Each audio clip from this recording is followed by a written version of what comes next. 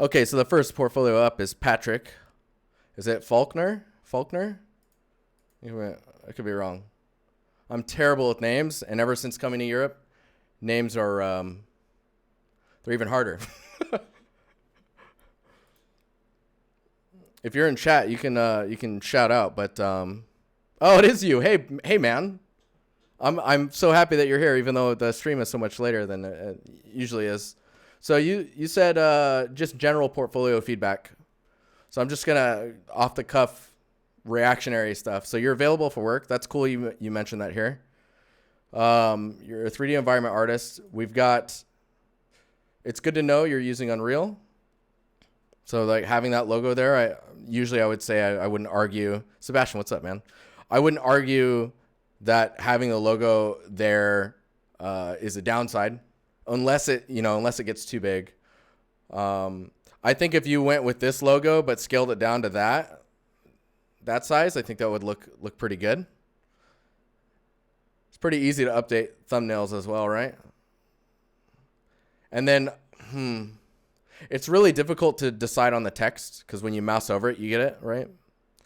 But it does darken that part of the thumbnail as well. So it's not necessarily hard to, it doesn't make it noisy. So that's good. All right. So with you saying that you want to be an environment artist, I'm seeing some props right at the beginning. And I guess I would assume a lot of people are putting props if they want to pad their portfolio. Not that padding is a bad thing, but making your portfolio feel more full. I would say if you were to take out these 5 here, your portfolio instantly gets better. I kind of want to remove this one as well. Maybe put it in, like, you're paying for pro, so you could put it in your blog. German, what's up, man? How you doing? Josiah makes a template for the Artstation thumbnails. That's a great idea, where they're always like the logos are always in the same spot. These are particularly strong. So there's definitely a level up from this range. This one looks pretty cool, but from this bottom row to these, especially these ones, this one might be just as good, but it's possibly the lighting. So this is going. I'm not using Spotify, man. I know, it's crazy. So I'm going off of thumbnails pretty early in the review, just because thumbnails are everything, right? Yeah, I believe it twitching. It's a live band, actually. Thumbnails are everything. If I don't want to click on it, then I won't ever see the art, right? And I would say these 3 right here are very strong, and it looks like you're now starting to. Let's see how long ago this one was. So this was a year ago. This was a year ago. 6 months ago. 2 months ago. Okay, so you've been working on your. Oh, wait a minute. Sorry, you're gonna see me hopping around all kind of crazy. I just want to see. So there's a typewriter here. Is there a VCR in here as well? Man, Resident Evil, so good. Scared the pants off of me when I was a kid. Took me forever to find them. This looks cool. What I would say, a lot of this stuff is going to come down to scale on things, and like how thick this frame is versus the scale of the boxes. Like if you pick this box up and put it on the table, does it look weird, right?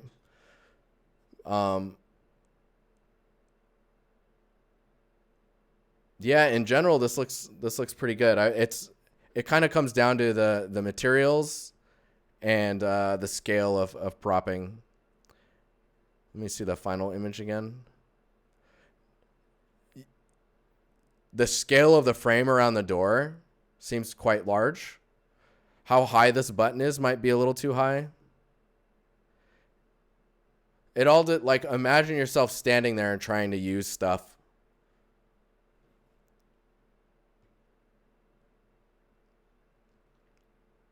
Oh, VCR is right there.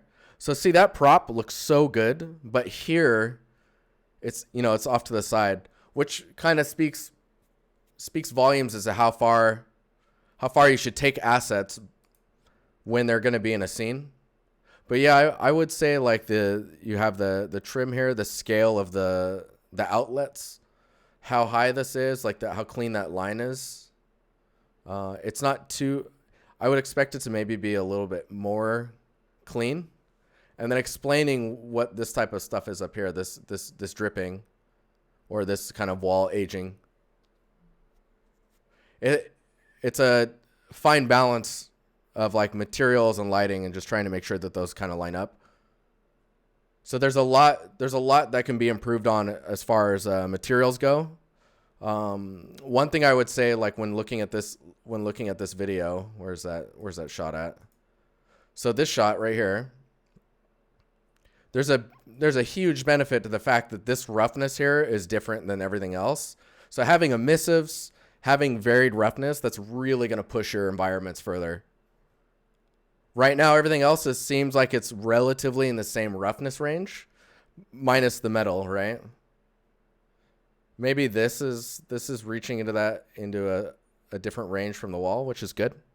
And then those are the things that I would definitely make sure to pay attention to going forward.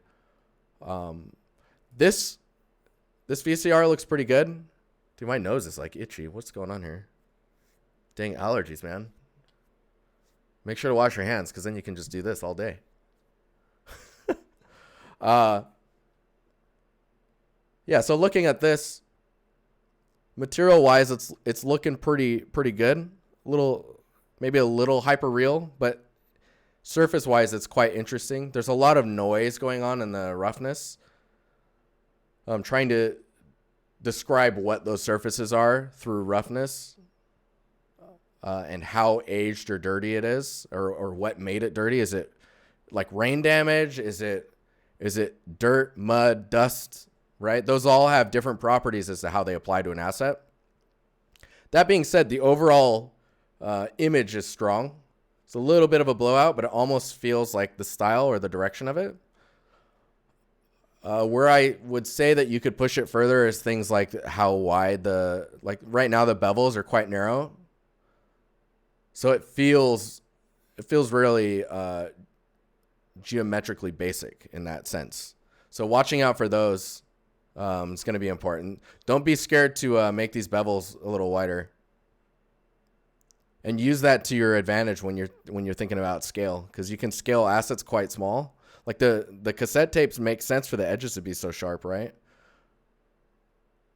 But I don't know. Maybe the reference you were looking at was very. Oh yeah, these are cool. Maybe the reference was very sharp, right? Geometry wise, like I was seeing these like edges here, you could totally get rid of these and not even like blink an eye. Like that geometry, these edges aren't needed, which will save you all those vertices. Like these can terminate into this corner, for example. One thing I would say also for text like this,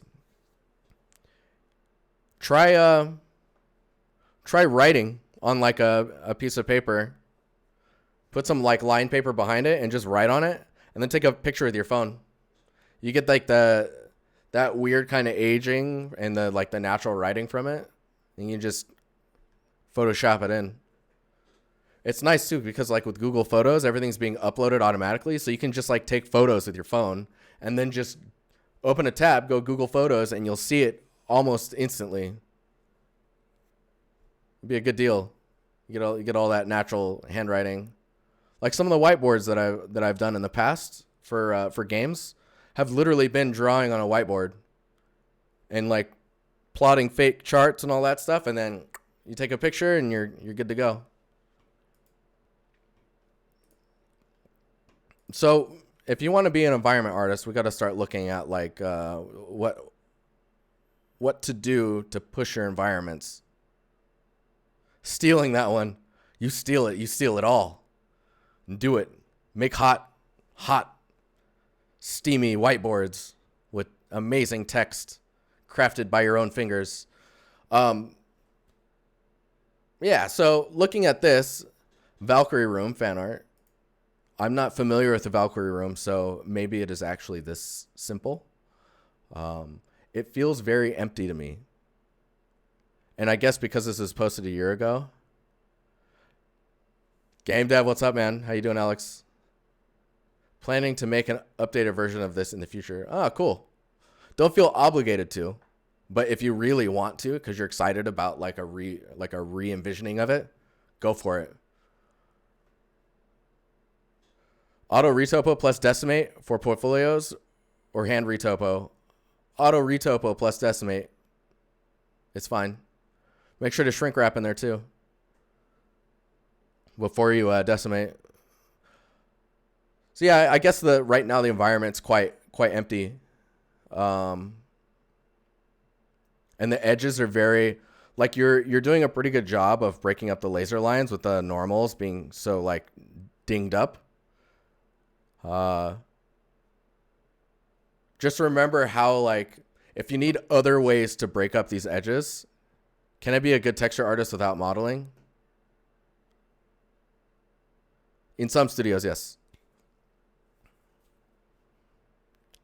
But that position is very specific to studio wise. I did Shooter. I'm excited for 2.9. So thinking about how these are constructed, like, is this let's get Epic Pen out here.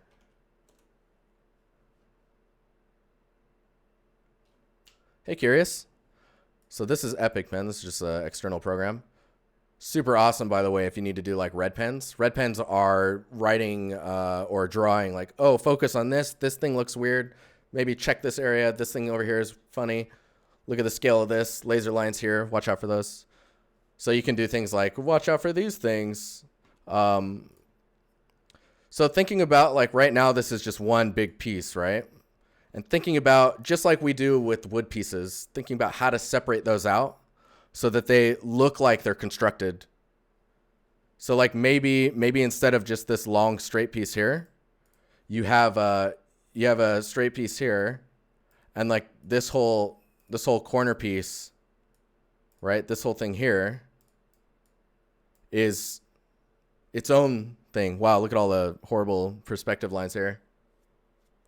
100 viewers, are you kidding me? How you guys doing? Please follow the channel. I love you all.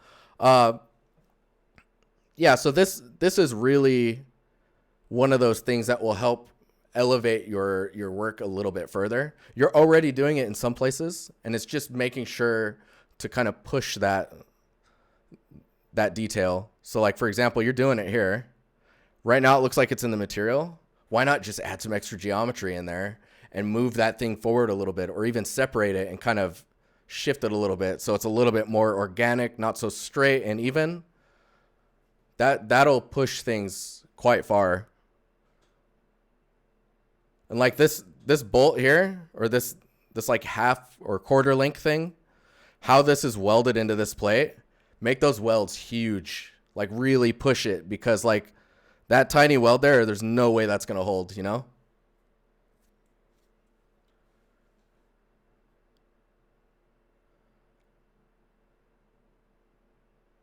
But I think the attention to detail that you were pushing was there. I don't know if I would even show this, just because it's one material, and it's more of like a generic surface material. Looking at this shot, I would say like if you do this to help emphasize these, all these little damage spots are either very similar in size or spacing. So it's watching out for those and making sure to vary them up in size and or like the length or depth of the damage, that chipping. It's really important to kind of break that all up, because right now it all looks like kind of the same chipping. But yeah. Oh God, dude, flashbang. So there's a whiteboard feature on here, which, if you're listening, 11, one of the developers, you should default this to the blackboard. So if you accidentally click it, you're getting the blackboard instead of the whiteboard.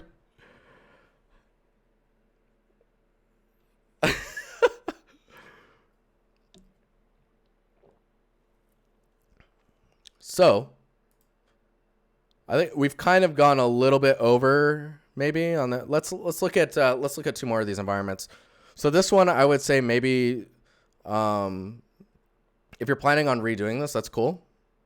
I don't know if this needs to be here. I would actually, if you are looking for work right now, I would remove this bottom row and focus on these. I would do a relighting on this so it's more consistent with these two.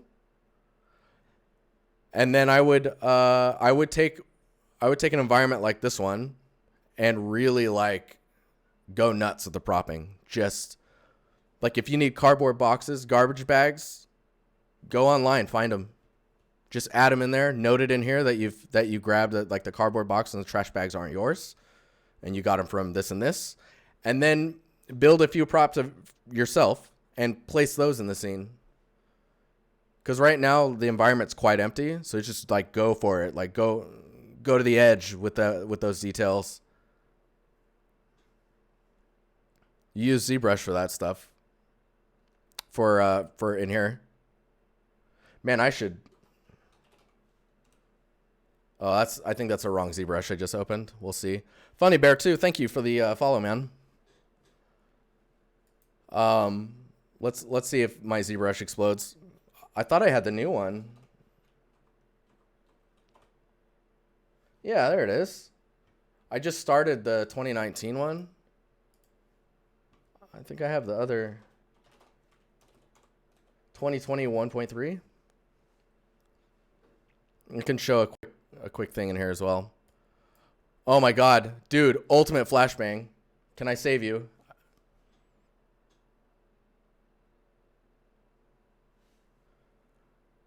Dude, the best thing you can do is get over the fear of posting a portfolio. So let's just bring a cube out here. We're gonna take a little extra time as well on the portfolio reviews today, because not just because I'm late, but it's something I want to do. Seems fun. Mims, hey, thanks for the follow. I appreciate that you'd like to follow me. Let's see here. So let's do like I don't like this cube. What's going on with this cube? Can I just do this one? Yeah, the sharper edges. Yeah. And make mesh 3D. We're gonna click this guy, and we're going to, where are we at here? Remesh by Dynamesh. Smoothness. Like, sure. No.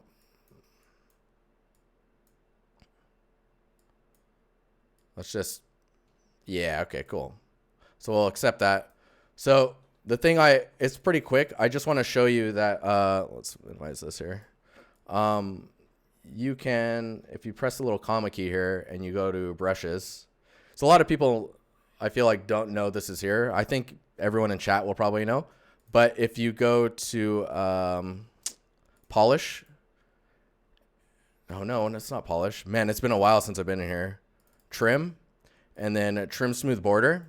This is a great one for, let's isolate this corner here.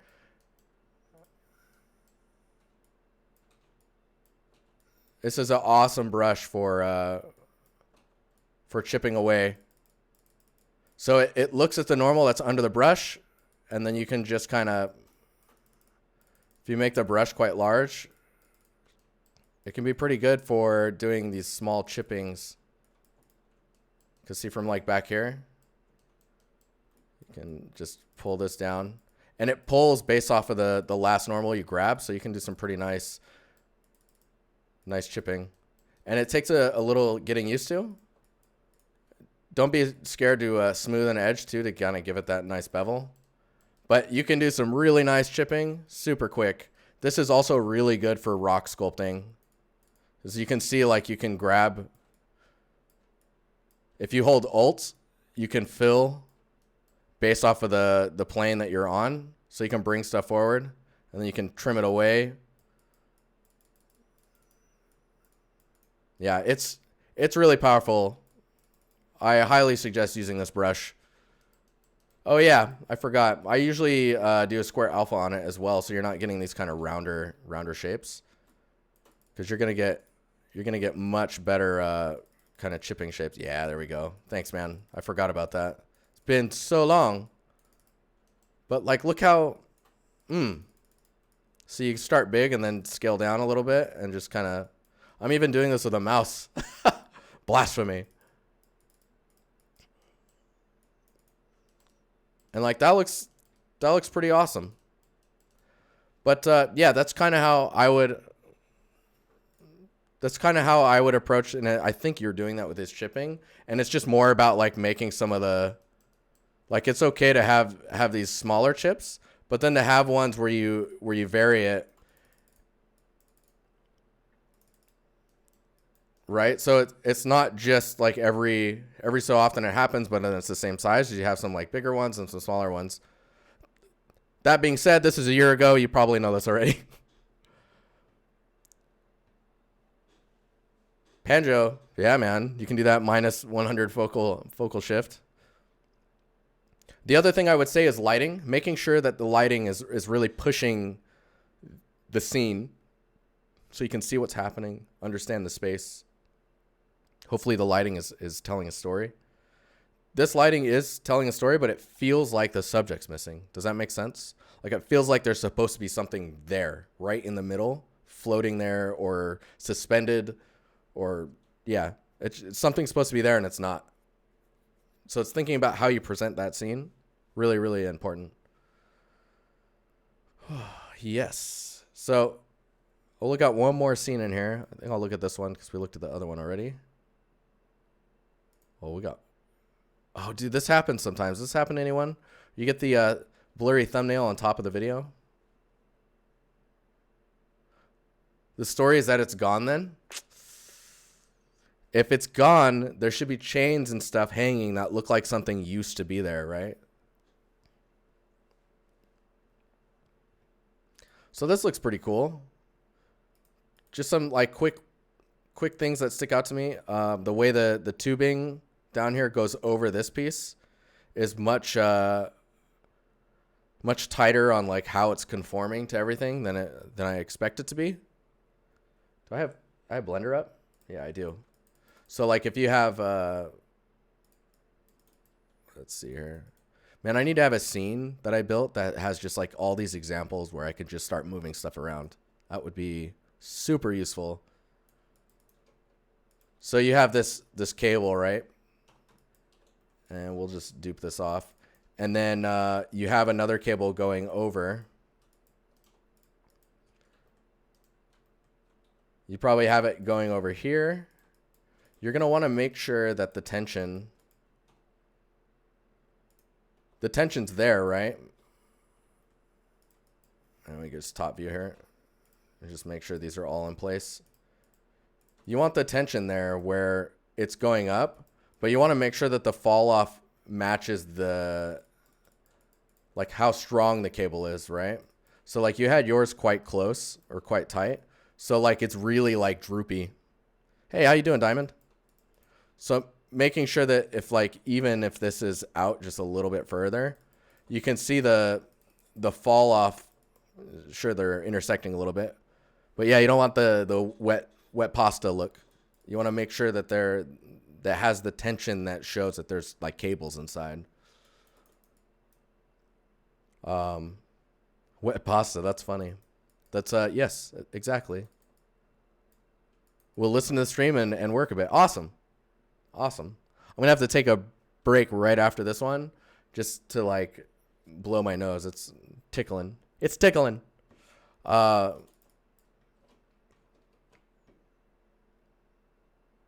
this shot's pretty good. There's another thing I guess I could add is like the scale of materials. Like, see how these dimples in the sounds gross to me. The wet pasta.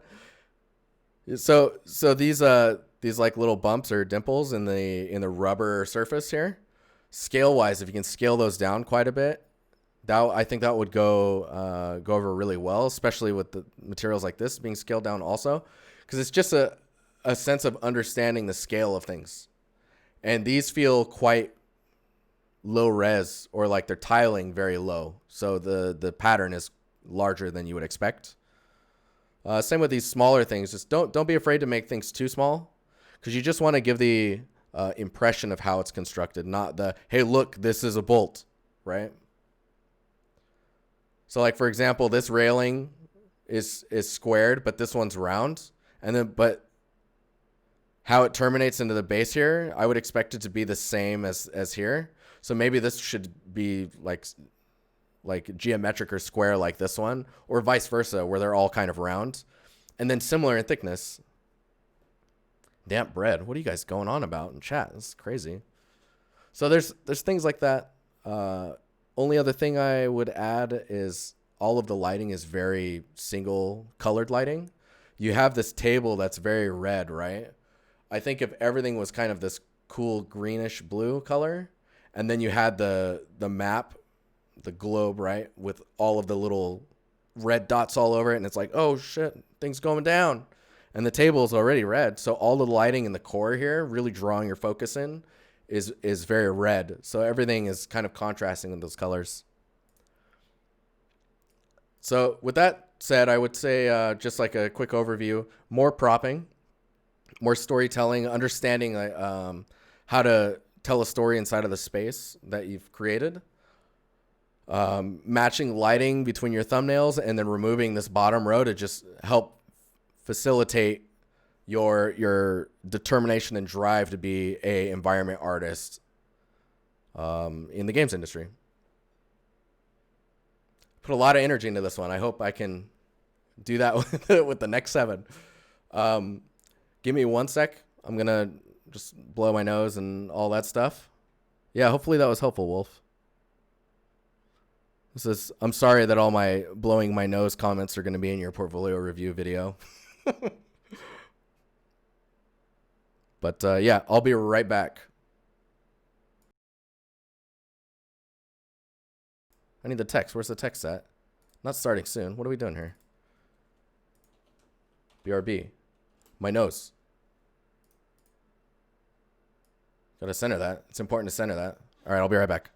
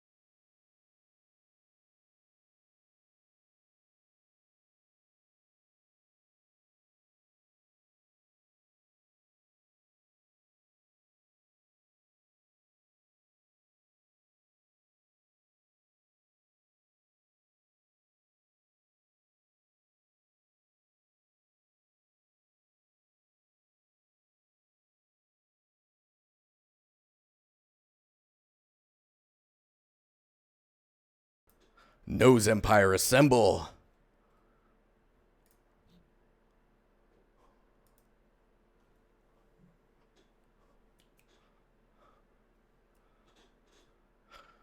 So a little bit of a format change. I think we did this the last time we did portfolio reviews, is I just kind of like take a little breather between the portfolios. We're going to get rid of this message now because my nose is a little better. It's still tickling. I don't know. Old man nose hairs, maybe. Who knows? Where's this playlist from? This is my Rock Rising playlist. It doesn't have very many. Got Some Water, nice. So there's the playlist. There's not very many songs in it, but this is all based off of radio from the playlist. But guys, we lost his nose.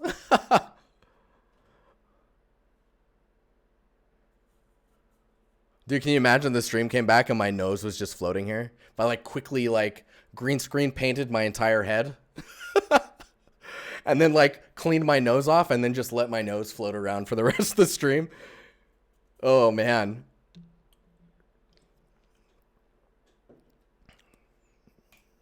Oh, that would be gold. All right, I'm just looking at the next portfolio here. Oh yeah, it's Panduro. Pandaroo. Is it Pandaroo?